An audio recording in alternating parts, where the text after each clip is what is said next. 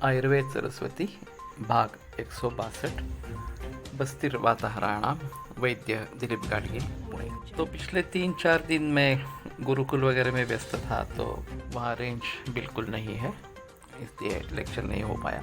तो हम बात कर रहे थे कि वायु का प्रकोप 2 कारणों से होता है, एक मार्गावरोध से होता है या धातुक्षय से होता है। दोनों को ध्यान में रखते हुए इस दवा का कैसे प्रयोग करना है ये सोचना पड़ता है। अगर केवल धातुक्षय वगैरह से वात प्रकोप है तो एक शुरू में अनुवासन बस्ती या तेल का बस्ती, उसकी मात्रा वैसे काफ़ी ज़्यादा इस प्रकार की बताई गई है, करीबन 120 से 240 ml तक। उसका लघु रूप जो है वो मात्रा बस्ती कहते हैं, वो चाहे 30-40 ml से लेकर 60-70 ml तक दे सकते हैं।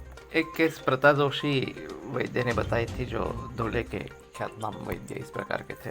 तो सांस चढ़ गई थी किसी एक युवती औरत को, और काफ़ी इन्वेस्टिगेशन से कुछ पता नहीं चल रहा था। एलोपैथिक अस्पताल में दाखिल थी और फिर इनको बुलाया गया कि आप एक बार देखो क्या है करके। उन्होंने पूछ लिया तो पता चला कि उसकी एमटीपी करवाई गई दूसरे महीने में, और एमटीपी हुई और तुरंत ये सांस फूलने लगी और सांस लेने में तकलीफ होने लगी। तो इन्होंने तत्काल बस्ती दे दिया, मात्रा बस्ती दे दिया। वहाँ पे मात्रा बस्ती ने एक्चुअली बड़ी मात्रा में दिया, उन्होंने 200 ml वगैरह इतना इस प्रकार का बस्ती, तेल का बस्ती दे दिया।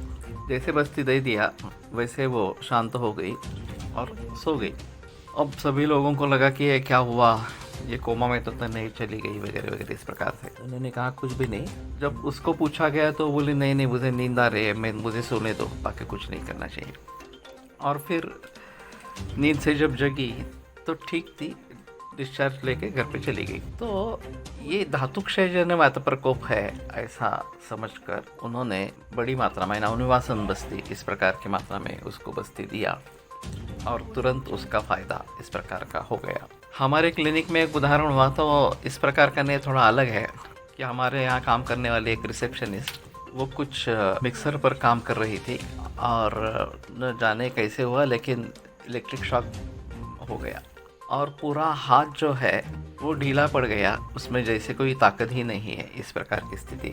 और ऐसे ही दौड़ते क्लिनिक में आ गई, हाथ इस प्रकार सा लटक रहा है, कुछ काम नहीं कर रहा है।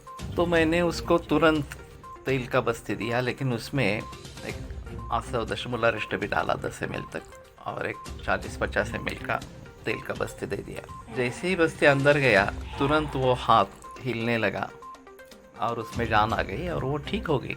ये मेरे लिए भी एक आश्चर्य का धक्का था कि इस प्रकार से मैंने भी कभी महसूस नहीं किया था कि इतना तुरंत इस प्रकार से काम करेगा, लेकिन ये वायु की वजह से है। तो अगर हम भली भांति समझ लेते हैं कि ये वात की वजह से इस प्रकार से कोई भी हादसे होते हैं, कोई भी बीमारियां हो सकती है, तो उसमें वात की चिकित्सा करना बहुत आवश्यक इस प्रकार का रहेगा।